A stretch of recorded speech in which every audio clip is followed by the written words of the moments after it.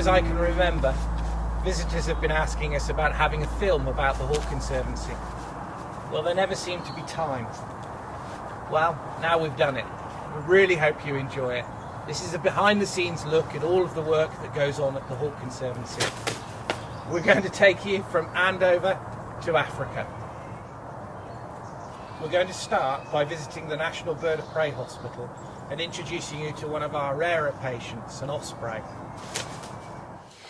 The osprey that came into the trust came in March, I believe, and that's one of the rarer birds that we get coming through the door. This bird had come in with a wing injury actually. It was coming across Vulture and it was fishing down at a trout farm, and when it came down to the water it hit a net in the process and sadly damaged its wing. Coming back from Africa and making its way back up to Scotland, and partway through needs to feed along the way, and that's why it was found in Wiltshire.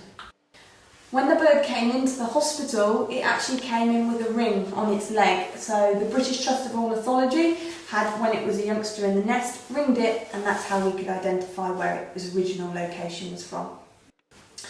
The bird was in fact a breeding bird. It had successfully bred back in 2011, and it was actually documented, so we knew that this bird was a breeding female. With this osprey, it took a couple of days before it settled in a net successfully. It didn't want to eat to begin with the frozen food that we were providing, so we had to turn to feeding it fresh trout from the farm that it had originally fished from. As soon as the bird was admitted, it came in late in the evening. We contacted John Chitty, the vet, and he advised us to keep it quiet overnight, and he then saw it the following day. Typically when a bird hits something relatively hard, 9 times out of 10 there will be a break to some part of the wing, and this bird had in fact broken its coracoid, which sits just up here on the shoulder. As soon as the 6 weeks were up and John Chitty had given it the all clear, the bird was ready to go back out into the wild.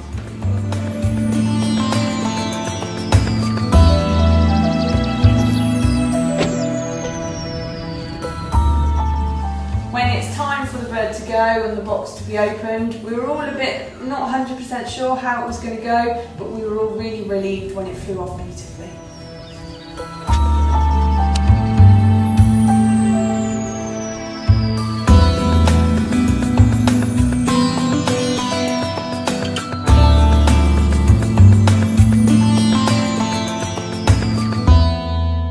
I've been here in the hospital working for about 6 years now. I came as a cover to begin with and then fell into it and now look after the hospital on a daily basis.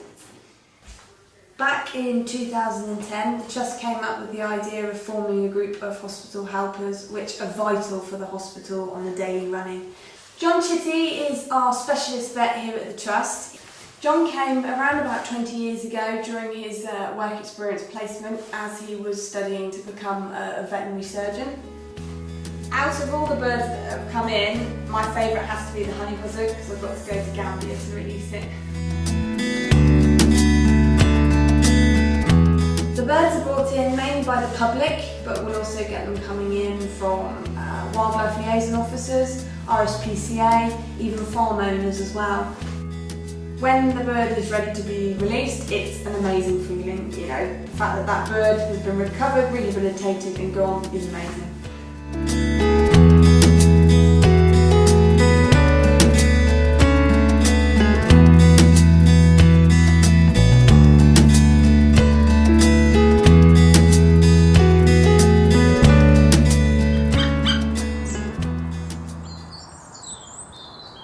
The Trust is always busy, never more so than in the breeding season, when the new arrivals have to be cared for. Okay, we have here a young black kite. This is actually one of Paris's chicks. Paris is one of the oldest kites on the team. We just worked out she's just 20 years old and 23 days I think, so she's one of the original kites. So I'll actually feed this one in the dish. We can actually pick them up and they're very small, particularly in the first couple of days. They're not very good at supporting their own head. The weight is just too heavy for them because their heads are enormous compared to the size of their bodies. So what we do instead is we just cradle him gently in the hand. But this little guy is big enough and strong enough to feed himself. The little ring he's in just supports him, helps keep his feet together. Okay, this is Echo, who you last met as a baby of a few days old in early June. He's now fully grown and he's about 15 weeks old. First part of the training is actually getting him to get used to the area, and since this is where he'll be flying with all the rest of the gang, we fed him up here on the fist and very quickly he relaxed, and then we started the first part of the training process. And that's just doing simple little hops from the rail to the fist for a big bit of food, basically all of his dinner. The next stage is to try and extend the length he's flying, which is actually on something called a creance, which is a nylon line, and it gives you an extension of up to sort of 30 or 40 feet.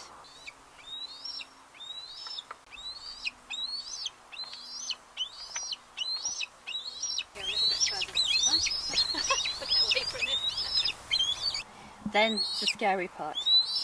That's when you go free. Now I've already started in preparation for this, and so we're actually wearing his telemetry, and then he'll be in with the rest of the gang. He's about 16 weeks now, and today was the first day we flew him free, which is very exciting. Now he's flying free, we just got to build on it, so he'll do longer and longer calls. I'll start to cast him back towards the perch, and then we'll do circuits, so I'll get him to fly towards me, I'll drop my hand, he'll circle around.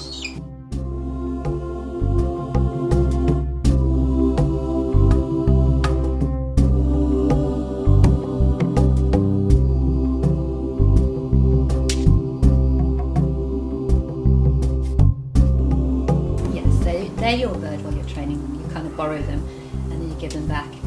And it's kind of a little nerve-wracking when you hand them over to everybody else. Not so much the kites because they're in the main team, but if you've trained a Harris hawk or something, then it is a little bit, okay, look after my bird. But yes, you have them while you train them, really.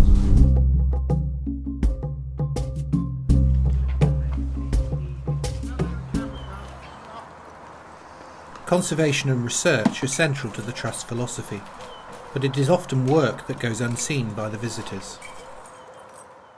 So the British Raptor program encapsulates all of the projects that we run on native species. Well, kestrels are a species that their fortunes are fluctuating in the UK. The overall trend is down.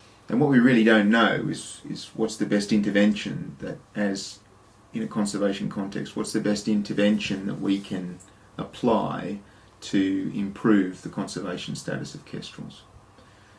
So this project is about looking at the effect of nest boxing, or the erection or installation of nest boxes on kestrel populations. That project is set to run for 5 years. So we put up the nest boxes. When the birds use them, we ring the birds, we weigh them, we measure them, we check productivity, and part of the objective is to relate that to external factors. Normally they have 5 eggs, and normally you'd expect in a good year around about 4 to get off. This year, because it's not a vole year, maybe 2s in each nest, so 3 is really good.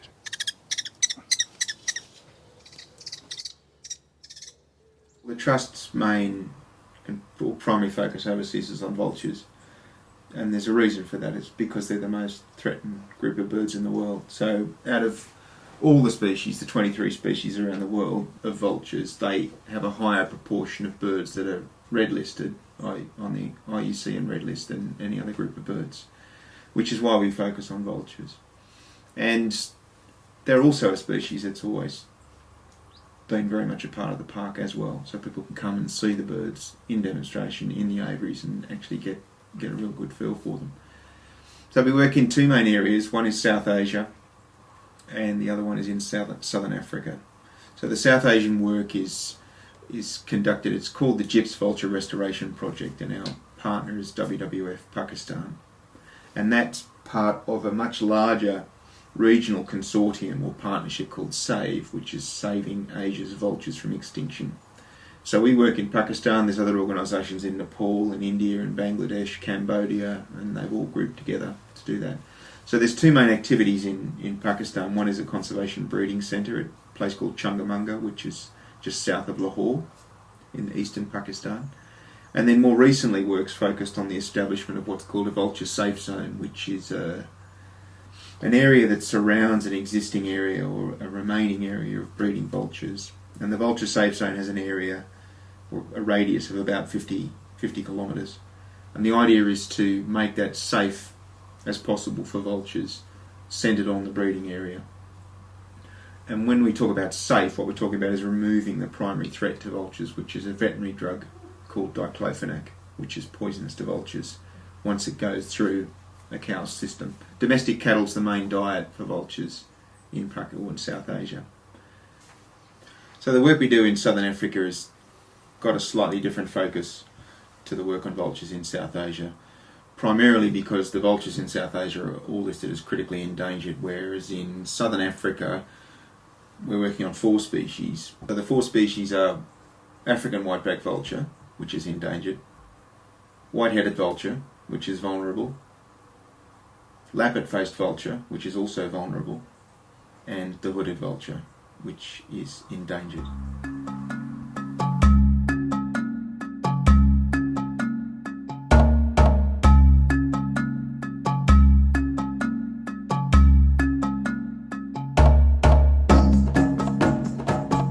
There's one component which is looking at the productivity, so just assessing how successful the birds are in breeding. But once the chicks are at an age that they can be processed, which means we get more data out of them. So we climb to the nest, we get the chick down to the ground, and we do a range of things. We take a range of measurements, obviously things like weight, wing measurements, size of different body parts, etc. But we also ring the bird and put wing tags on the bird, and in some instances we put tracking devices on them as well.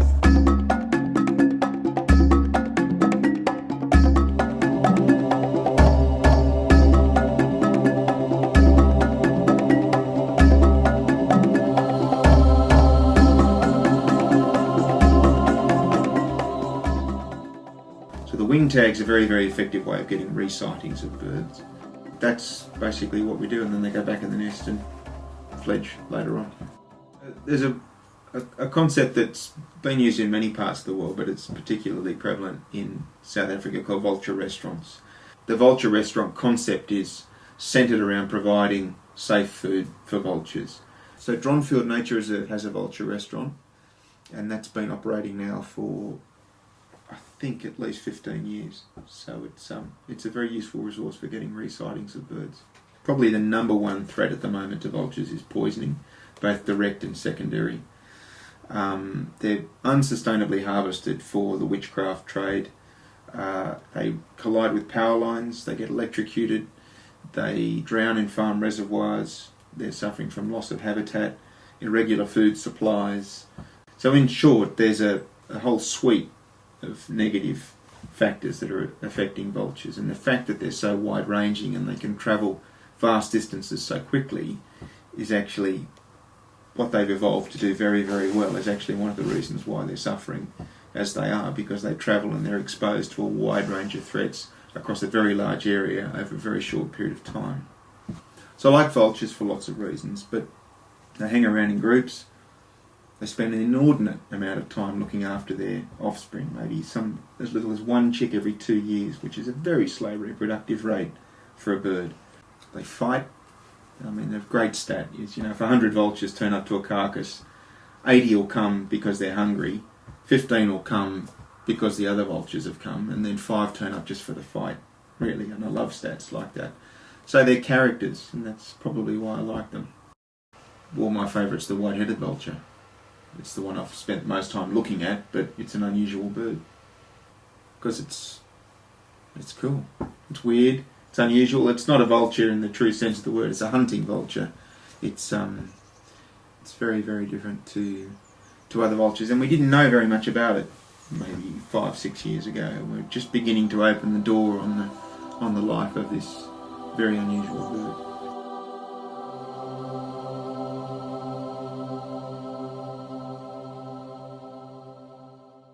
The Trust has its own vulture restaurant for everyone to enjoy.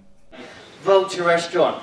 I just love vultures. I think they're just superb birds. And I want you to love vultures as much as me. Vulture Restaurant is just so much fun. I love doing it. Watching them feed is part of what a vulture's all about. And you end off, people actually being so interested, and there's a smile on their face already, and it's a great start to the day. They're waiting for you to pass out, Mum. I am pale. One of our most important roles is to inspire the children who visit and instill in them a long-lasting appreciation of birds of prey. We do have a lot of school parties that come to the Trust of all different ages, from little ones up to teenagers and older. Getting a close-up personal experience with a bird of prey, I think, is a magical thing for children to do, and I think it's probably the thing that they remember most from their visit when they come here. The children quite often will go into the meadow, particularly of course in the summer, and some of the worksheets they can download from the website are relevant to the species that are in the meadow. Some of the school groups that come here we will dissect owl pellets with them, and during the summer on specific outreach activities. We teach children about what owls eat by dissecting pellets and finding out what bones are in the pellets. The after school club runs throughout the summer term, and it's for 10 to 14-year-olds. We cover many aspects of the work that we do here at the Trust, including flying birds. We build nest boxes, and it all culminates at the end of the after school club on the final session with the children giving a flying display and presentation for their parents and their families.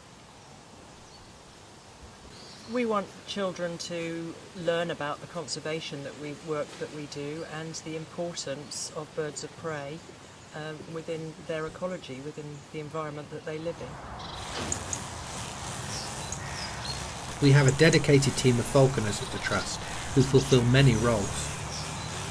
While I was lucky, I did a work experience placement in London when I was a student, and I really love England. I did a lot. Couldn't speak that much, so instead I did a lot. The Trust was looking for more staff, so I did an interview. I guess I give a good impression because I got the job with few others, and it all started in 2006, so yeah, wonderful. I look after the work experience students, and also obviously I fly birds, but I think the students take a big part of my days, and I love it. The students come from Sparsholt College and also Maryswood College, which is in Kent, I believe. They work with everybody because I think we are a very good team, and it's much better if they can spend time with everyone.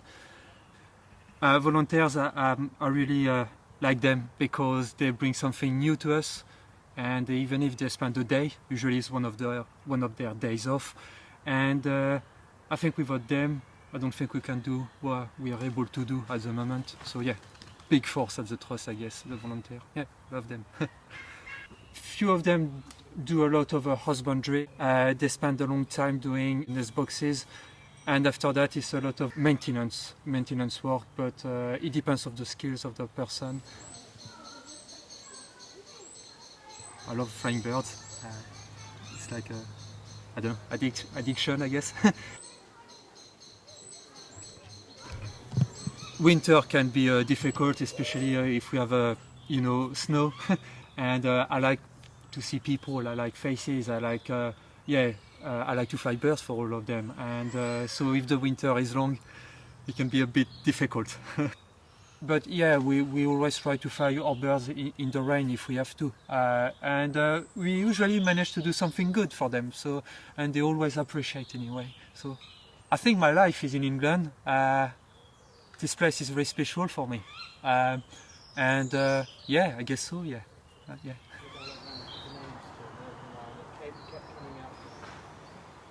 The Trust offers an apprenticeship scheme to young people wishing to train as falconers. I've been volunteering at the Trust for about a year now. The curator came up to me and offered me a position as an apprentice here, along with Rhea, which was just fantastic. I couldn't believe it, really. The apprenticeship will be 18 months long. I want to be involved in this industry ever since I was about 10, 11 years old. I remember coming here for a 7th birthday party. I flew Avon with the help of Jane and Jimmy, who had just started at that time. Always been visiting since a little boy. I'm always coming up.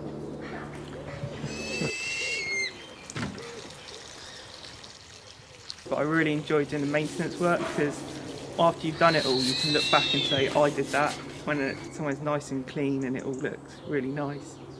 A variety of different things I have to do here, working in displays, flying birds, being assistant on the experience days as well, on all sorts of different experiences that we do here, feeding in the morning as well, all the birds which aren't being flown, either that for breeding or on a rest period, get fed in the morning, doing that as well.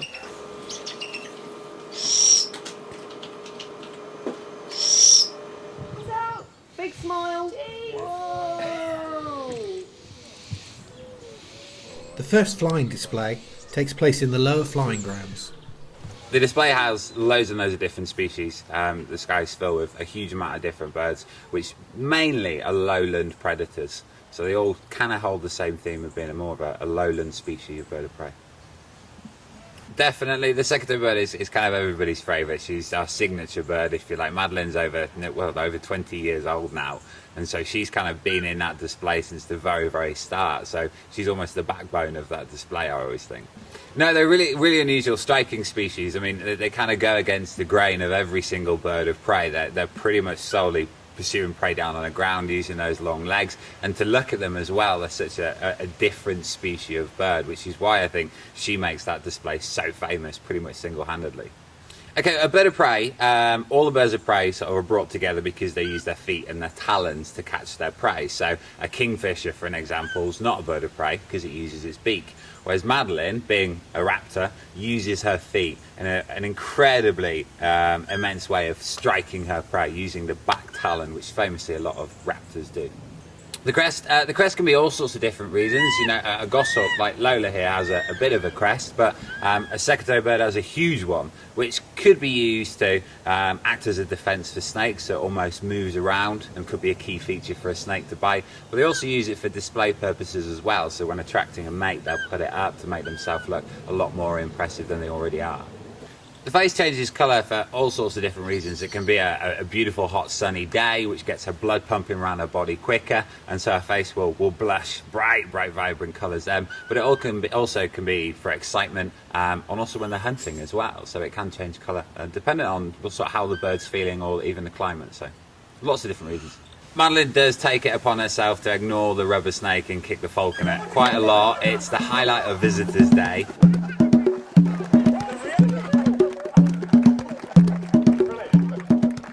The display features loads of living legends, really, from the Hawk Conservancy, and Frodo, the African tawny eagle, is definitely one of those. He's an incredible bird who's sort of been there, done it all before. I mean, he starred in films and been on telly throughout his career, so he's an old hat at that game. So he's one of those birds which you can always rely upon to do the job and do it incredibly well. The best thing about the World of Birds of Prey display is that there's so many birds of prey which are found throughout Africa, on savannas and also in woods. And one of those birds is the Eurasian Eagle Owl, the largest owl found throughout the African savannas and open plains. An incredible predator on the savanna. He's a really affectionate owl, he's hand-reared, he's hugely intelligent, which makes him an incredible bird to work with every day.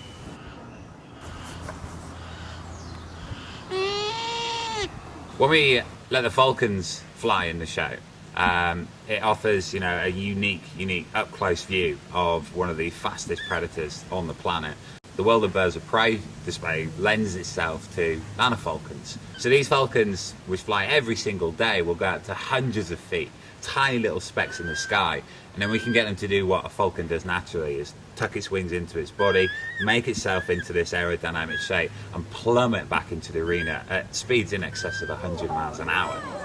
Everything, when we're training different birds of prey, goes back to falconry techniques. And so to keep the falcons calm and quiet and that amazing amount of energy ready to be unleashed, prior to the show, we hood them. They'll sit nice and quiet, knowing that when that hood comes off, it's their moment to fly and go off and do what they do. Stooping a falcon to alert is one of those hard things that we learn as falconers. It's not as easy as it looks. It's far easier to hit yourself with it in the head and look really stupid in front of a group of people. If it's done right and if it's, you know, executed perfectly every single time, you know, it's an amazing thing. You're in that incredible little world where it's just you and predator. Out of all the birds which the Trust looks after here, Othello, the African fish eagle, has always been my all-time favourite bird of prey. He's everything which I wanted an African fish eagle to be. Othello's one of the most nervous or highly strung birds. He knows who he likes on the team of falconers, so he has his likes and dislikes, but he keeps you on your toes. He's not the easiest bird to work because he's so highly strung, but he's incredible. The thing about Othello is that at one point in your career working with him, he will give you a reminder of how powerful he is. So he reminds you of the respect which you need for working with birds of prey. It's not really a species which will dive below the surface of the water. So he's an incredible judge of speed and time, but fishes in a really different way to, you know, the Osprey, for example.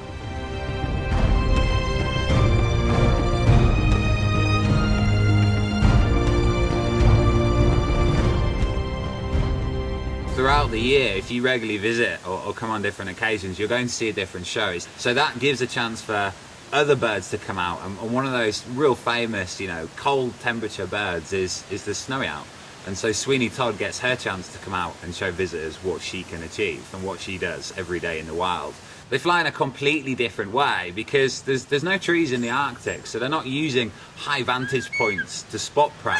They're going up to hundreds of feet and pursuing prey. On the wing in some cases, like with game birds. Yeah, Sweeney carries all the black speckles now. She's reached adult plumage, and so she has that sort of uniform spots down her chest and down her back, which is a telltale sign that she's a female, because males are pure white pretty much. The best time of year to fly Sweeney is when the trust's covered with a blanket of snow. Then you can really show a snowy owl in its true environment, and so you can actually see, you know, how well designed that bird is. The falconers, they're not the best in the cold weathers. It's a hard time of year for us, so it's as many hats and scarves and gloves on as you can, whereas Sweeney, she has one set of work uniform every single day, and it works. The snowy owl's plumage has almost numerous layers to it. The outer layer is almost a greasy feather which will repel a blizzard. Underneath that is a huge amount of down, real fine, perfectly designed feathers to keep her snug and warm. The trust breeds a lot of birds, and one of those birds is a white-backed vulture called Cassius, who's one of our newest recruits to the flying team. So he's one of our biggest flying birds, you know, with around about an 8-foot wingspan. He's an incredible bird to watch take to the skies. He's still learning the ropes, but it's kind of fun to come and watch him. Because you'll see a different bird as he's flying around learning new skills.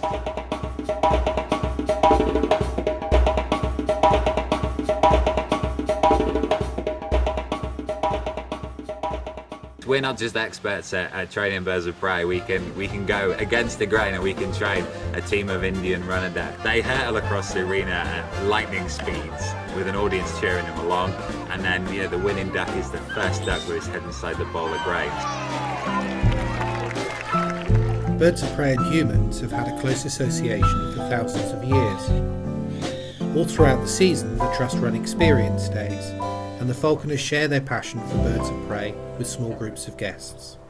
Okay, on an experience day we get all different types of people from different walks of life, from very young people up to over 93, I think is the oldest guest I've had. The falconers pass on their knowledge of raptors and work hard to ensure that everyone has a day full of wonderful memories. To have the thrill of being at close quarters with an eagle, or an owl gently alighting on your fist, is something few people have the chance to experience. I enjoy working with the people, seeing their reaction, seeing sometimes people who are nervous then suddenly become quite confident. What makes Experience Day so special is not just only flying the birds, but having that bird sat on your fist face to face with you.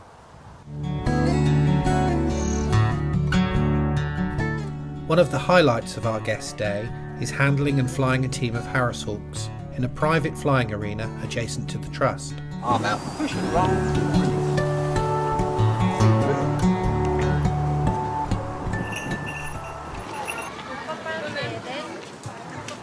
The Woodland Owls display provides a perfect habitat for our owls and woodland raptors. So this is Molly. And Molly is a Eurasian Eagle Owl that I brought with me when I came to work at the Trust 2 years ago. Eagle owls are massive. They're large species of owl. They're some of the most powerful owls in the world. She's got strength comparable to the golden eagle. You know, she's got around 1,000 psi in the strength of her feet. I don't think anywhere else has a woodland set arena to fly their birds in, so it's a pretty unique flying area as far as watching bird displays go. And I think with the Trust's attitude to trying to get the best out of the birds and fly them as naturally as possible, you can't get any better.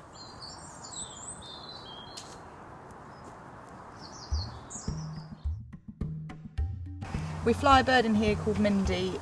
She's a Brahminy kite, and she looks incredible by weaving in and around and not landing, and she's making her way into the arena from above the canopy of the trees.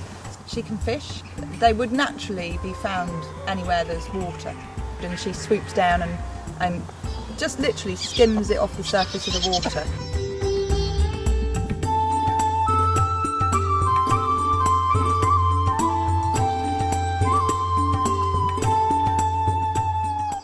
Troy's our tawny owl. He generally starts the woodland display, which is perfect because he's a native species, so it's a bird that we can show audiences that they would generally only hear the twit-twoo call. Oh, yes, I know. There's a hollow in that tree, which is like the moment of the display, really, when Troy goes into the hollow. Covered around the edge of the hollow is all the ivy, and he turns around and looks out at everybody, and it's just perfect.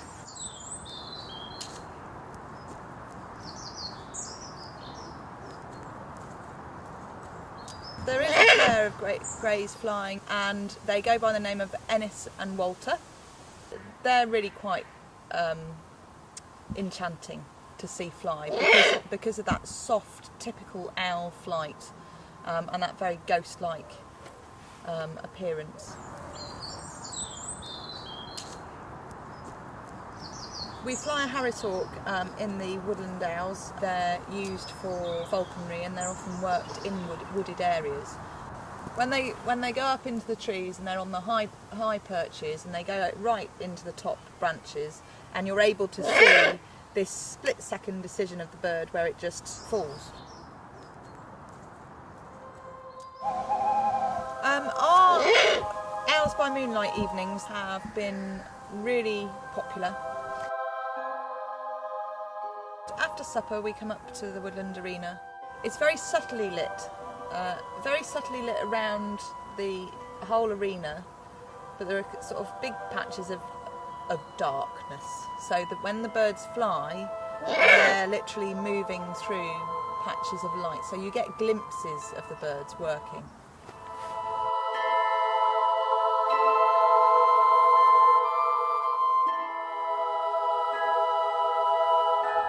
After we've done the first part of the display up here, we then go on a tour down through the grounds, and we make our way to the lower flying grounds area where we do the second display, and we fly a different cast of owls.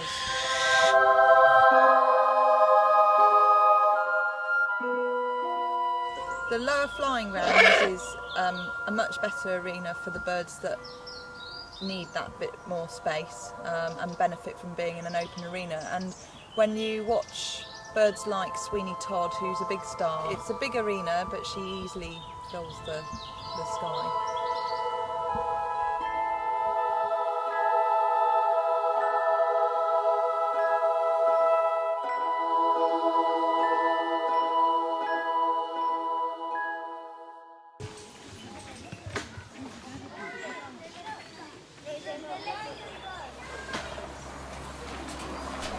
The Trust is many-faceted and always changing.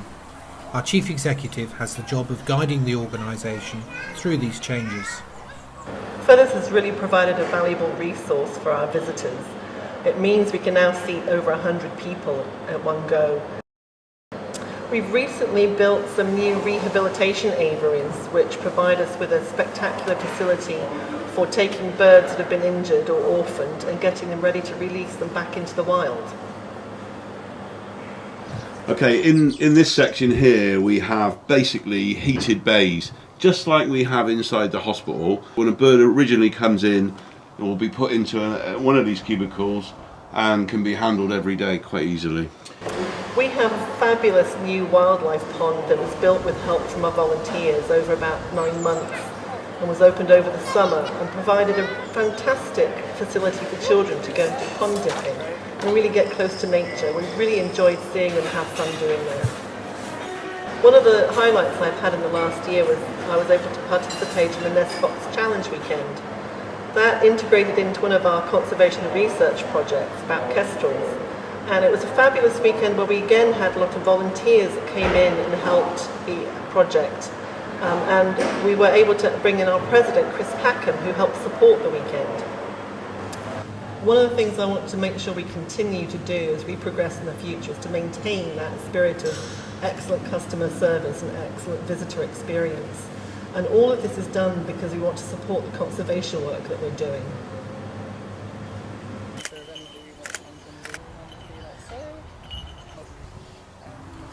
When we used to do the flying demonstrations, we were always in one arena, and just the other side of the hedge was wonderful lift for the eagles to soar. So when the land around us came up for sale, we managed to purchase 7 acres. And the same week that we bought it was the week that my dad passed away. And so we thought we would call it Reggies Meadow and seed it with wildflowers in his memory. It had always been my dad's ambition for the Hawk Conservancy to become a charitable trust. The driving force behind this transition was Marion Pavia. From the time I first met Reg, he had one main passion, that was to turn the Hawk Conservancy into a trust. Reg got sadly rather sick, and on his deathbed virtually he asked me to come and see him, and he asked me to make him 3 promises. At first he said, will you turn this into a trust as soon as it's financially viable? Of course, I said. Will you look after Hilary, my dear wife? I said, of course. And keep an eye on my young son, Ashley. And I was very happy to be able to promise him that I'd do all 3 things. And as soon as it was possible, Ashley turned round to me and said, Marion, I think we're in a financial position to set up the trust. The flora and fauna of the meadow are monitored throughout the year. I'm going around the meadow and counting the different species of butterfly and how many that I see of each species. And the reason that we do that on a regular basis is because we like to monitor how the butterflies are doing each year, depending on the weather conditions, depending on what plants are flowering in the meadow at what time. This year it's been a rather strange year, so things have flowered very late mostly, and the butterflies have arrived very late. But we're now starting to see good numbers of butterflies, and most of the ones that we're used to seeing have come back again this year.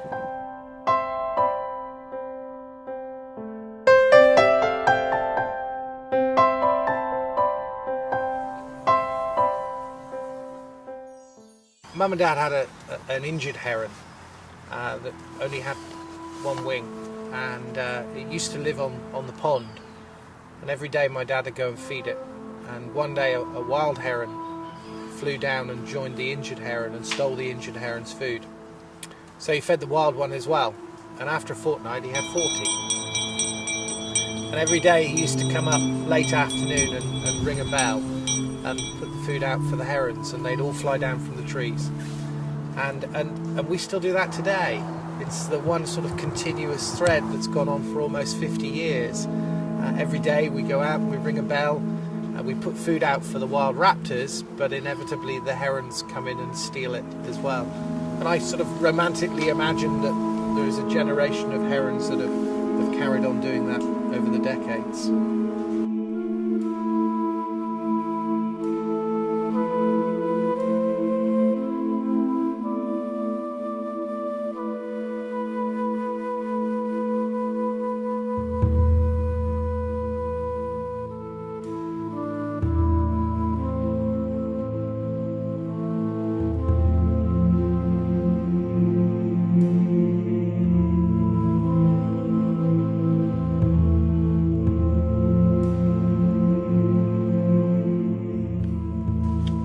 Reggies Meadow is not just a perfect location for wildlife, it's for people to enjoy as well, whether it be tending the bees to produce honey for the trust shop, a location for summer events, or the perfect backdrop for wedding photographs.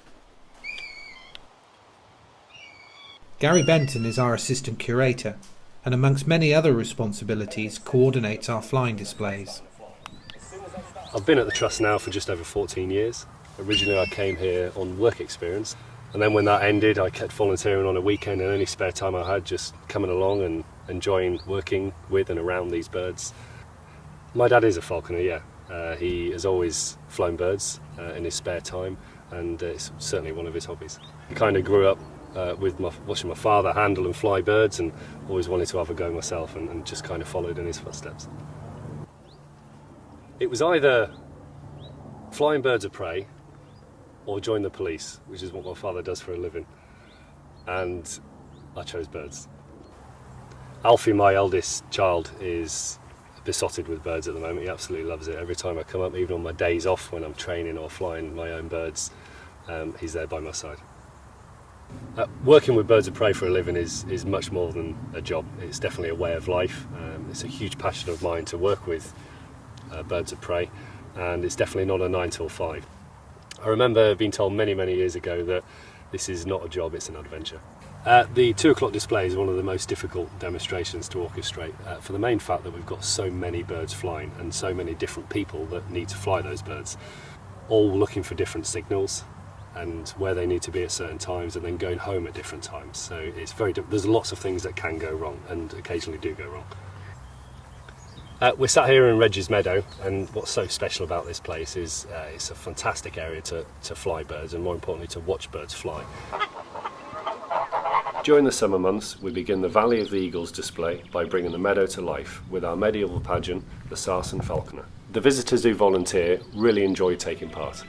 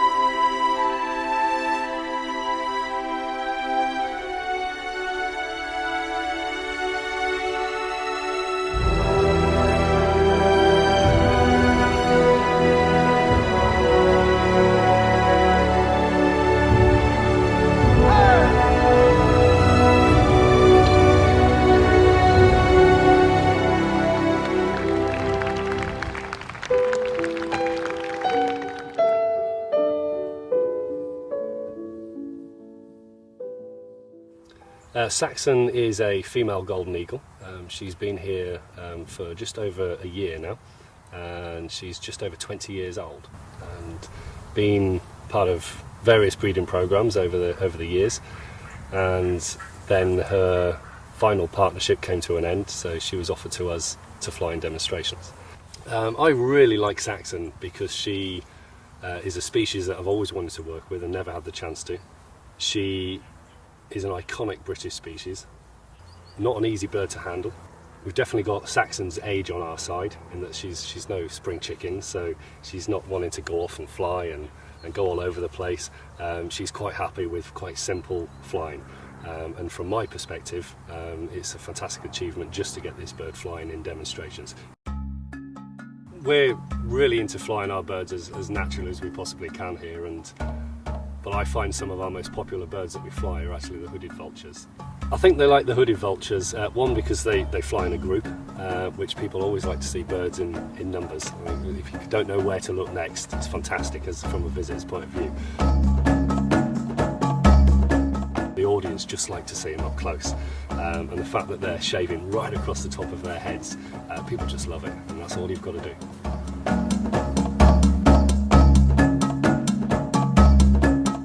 Tara and Angus, the white-headed vultures, have been on the team for just over 3 years now. The impact of these 2 vultures on an audience, I think, is incredible, because you can watch countless documentaries and wildlife programs about these species, but until you actually see them in real life, up close and personal, you don't realise how big they are.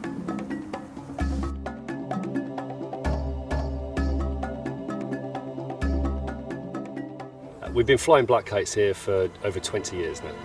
Black kites are incredibly acrobatic, and the fact that we're flying in a team all at once, I think just keeps visitors second guessing. You're not quite sure where to look.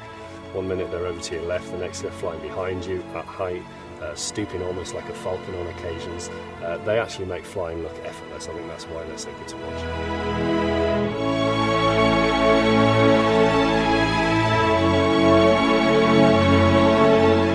The best bit of the Valley of the Eagles for me is definitely when the whole team of birds are flying together. A beautiful summer's day, it's perfect.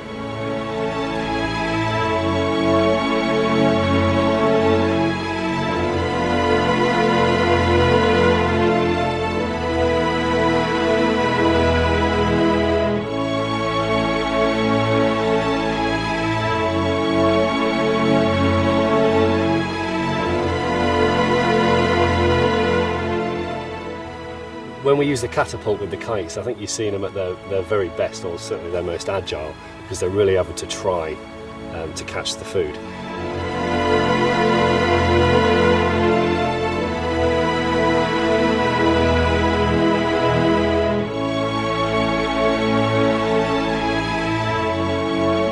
The black kites, as a species, have a huge connection with the military. I've heard loads of stories over the years from soldiers that used to play tricks on new recruits. On your first day you were sent to have your lunch in the parade area with your billy tin and your only meal for the day, but you weren't told about the 20 or 30 wild kites that would be waiting for you. The part where all of the kites go home at the end together, originally we had to do it by giving them a visual signal, but over the years they've kind of just worked out that when they hear that second round of applause, it's time to go home, and often they even get there before us. Lots of people ask us as members of staff, can we actually identify all of those kites that are flying around, anywhere up to 20 birds? It's very difficult to do with the whole team, but you can certainly pick out many individuals. So you could certainly point out half of those birds within a few seconds. The routine for Cheyenne and Danebury, there's a lot of preparation that goes before we can even think about flying those birds. Every single day, about half an hour before we start the demonstration, we weigh the birds, we fit them with transmitters, then we need to take them 1.5 miles away where we'll release them to come home.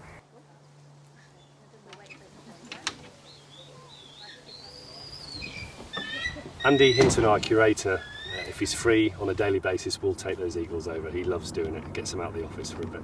The very first time that I came to the Conservancy as a work experience student, and I came for an interview with Ashley. After a few days, he said, do you reckon that you could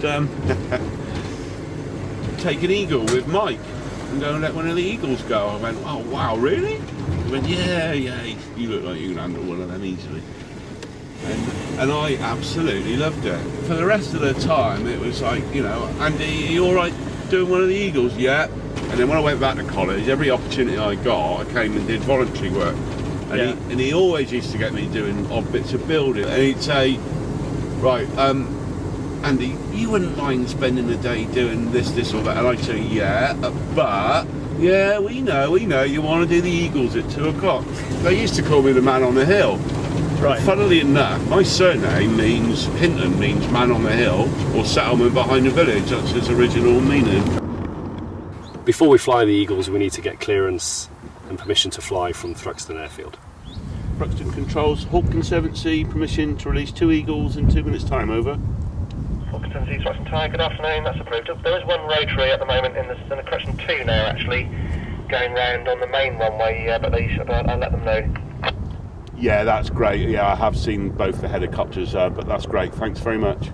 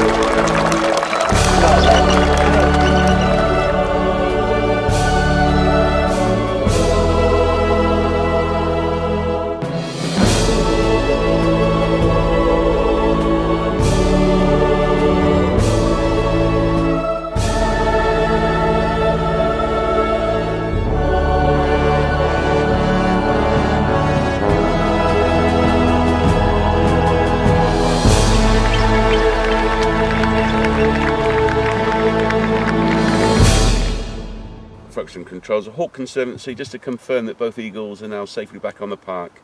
Thanks and good afternoon to you. When the eagles have landed at the end of the show, we then open up Reggies Wildflower Meadow so that visitors can enjoy the flowers, and we also take children around on a tractor and trailer so everybody can enjoy one of Britain's rarest habitats.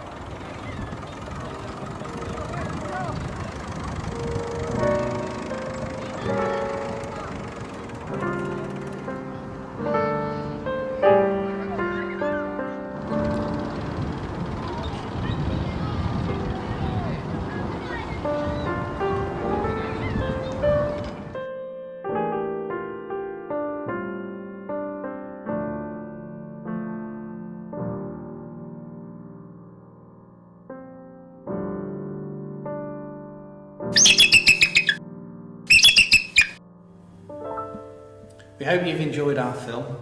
On behalf of all of us, both feathered and human, thank you for watching. We're really passionate about all the work that we do here at the Trust, and without your support, none of it would happen. We hope to see you again soon.